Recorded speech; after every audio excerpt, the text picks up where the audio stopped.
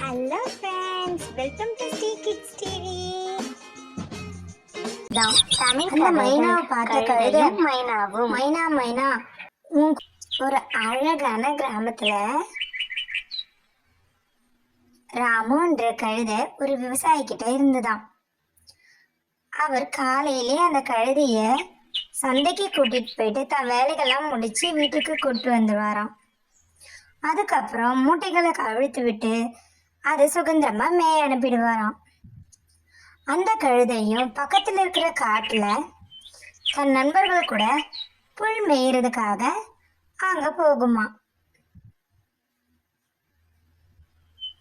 தன் நண்பர்களை சந்திச்ச உடனே ரொம்ப சந்தோஷமா அவங்க கூடவே சேர்ந்து புல் மேய்ஞ்சிட்டு இருந்தான். அப்போ தன் நண்பர்கள்ல ஆடு ஒன்று, நண்பர்களே நம்ம பாட்டு போட்டி விளையாடலாமா அப்படின்னு கேட்டுச்சான். இதை கேட்டு ரொம்ப உற்சாகமான கழுதை சட்டுன்னு நான் முதல்ல பாடுறேன் அப்படின்னு சொல்லிட்டு தன்னோட கரகரத்த குரலால கத்திச்சான். அதை கேட்டு அது நண்பர்கள் எல்லாம் அங்கிருந்து ஓடிட்டாங்களாம். இத பார்த்த கழுதை ரொம்ப சோகமா ஆயிடுச்சான். அப்போ பக்கத்துல ஒரு இனிமையான குரல் கேட்டுதான். அது என்ன சத்தன்னு பாக்குறதுக்காக போச்சான். அங்க ஒரு மைனா இருந்துதான்.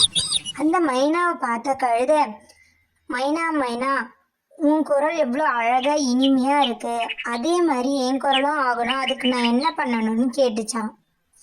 அதை கேட்ட மைனா, அப்படி எது நான் தனியா என் குரலுக்குன்னு செய்யறதுல, நான் தானியங்களையும் பழங்களையும் மட்டும்தான் சாப்பிடுவேன்னு சொல்லிச்சான். இதை கேட்ட கழுதைக்கு ஒரு யோசனை வந்துச்சான். மறுநாள் காலையில கழுதை எப்பயும் சாப்பிட்ற புற்களை சாப்பிடாம மைனா சொன்ன தானியங்களையும் பழங்களையுமே சாப்பிட்டுதான். ஒரு வாரமா தானியங்களையும் பழங்களையும் மட்டுமே சாப்பிட்ட கழுதை தான் குரல் கண்டிப்பா இனிமையா மாறி இருக்கும்னு தன்னை தானே நம்புச்சான். அதனால அது நண்பர்களை பார்க்கறதுக்காக காலையிலே போய் உட்கார்ந்துட்டு இருந்துதான்.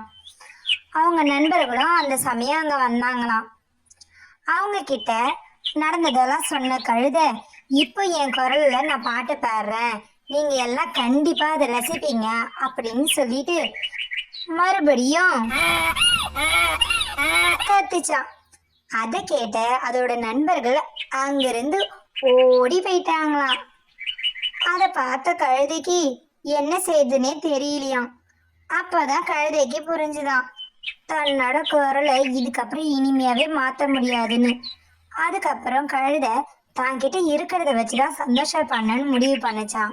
அதுக்கப்புறமா அது வீட்டுக்கு போய் தன்னோட முதலாளி கூடவே மறுபடியும் அதோட சுமை தூக்குற வேலைய செஞ்சது. Thanks for watching our channel. Like, share and subscribe us.